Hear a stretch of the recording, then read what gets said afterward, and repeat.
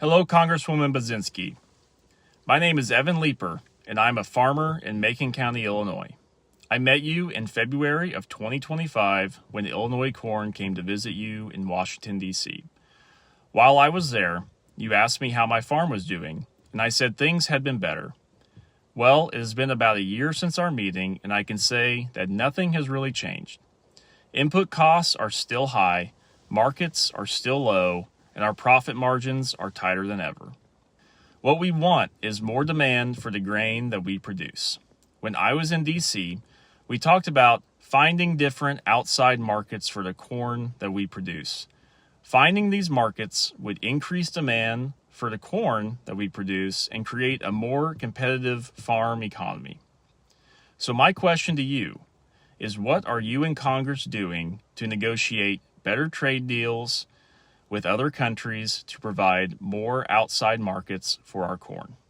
Thank you. Hi, Evan. Thanks for that question. As I'm sure you've been feeling, President Trump's trade policies have been hard on our farmers, especially corn and soybean growers in Illinois. His tariffs on farm inputs like fertilizer and machinery have caused the cost of production to skyrocket, outpacing commodity prices. The trade war with China has allowed countries like Brazil, Argentina, and Australia to replace the United States as the world's top ag exporter. As a result, farmer bankruptcies have doubled, and the United States is running a historic agricultural trade deficit. Look, I think that tariffs can be an effective tool to support American producers and American manufacturers when they are used as a scalpel rather than a sledgehammer. But the Trump administration's reckless approach isn't putting America first. It's giving up the game to our competition. Unfortunately, Republican leadership here in the House has refused to stand up to Trump. I'm also pushing to create new markets for corn growers here at home, namely by codifying the year-round nationwide sale of E15.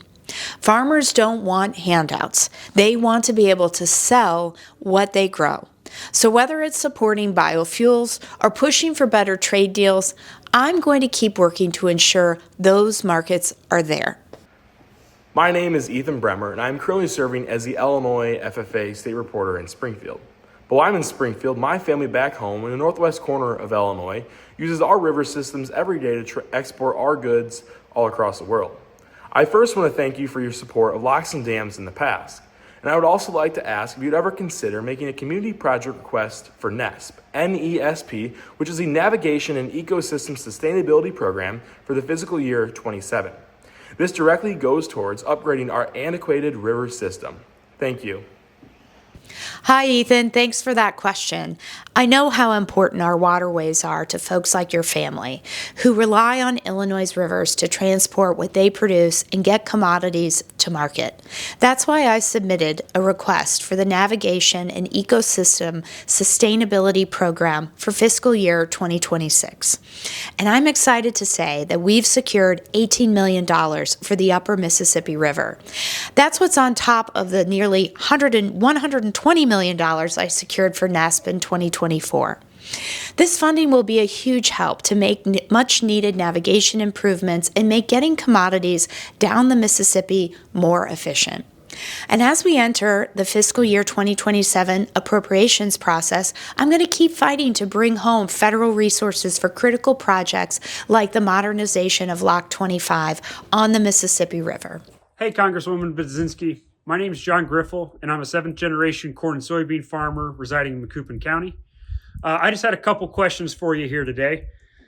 One of them short-term, and one of them is kind of a little bit more of a long-term question. So on the short-term side, what do we need to be doing as farmers to keep promoting E15 as a year-round fuel source? I really feel like that can make a difference in a lot of farms day to day and the survival of a lot of operations in the next couple of years.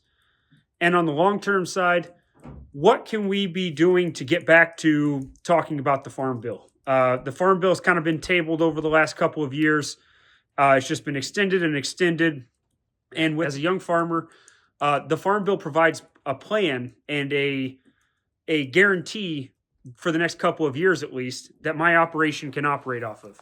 It gives us opportunities to take advantage of programs to build our farm, to maintain our farm, to build our soil health, and to build markets.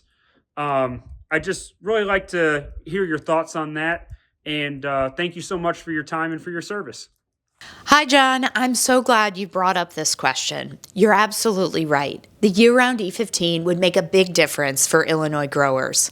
Codifying the sale of E15 year-round and nationwide will not only expand markets for our corn growers, but also provide much-needed certainty for farmers as they navigate rising input costs and lower costs for consumers at the pump.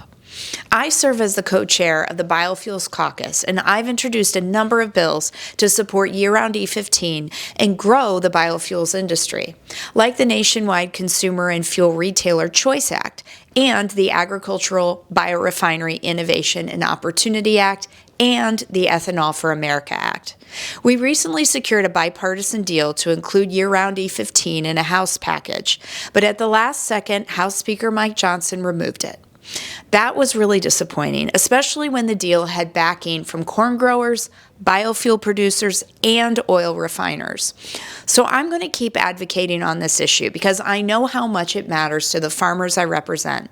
I'm not going to give up until we get this done. On your second question about the Farm Bill, as you may know, we've been due for a new Farm Bill for more than 2 years. Since 2023, Congress has failed to get a new Farm Bill through, instead passing extension after extension. That's not sustainable. The Farm Bill has always relied on a broad coalition to get through Congress, Democrats and Republicans, rural and urban, Midwestern and Southern. Whether it's commodity payments, nutrition, rural development, or something else important to their district, every member of Congress has a stake in the Farm Bill.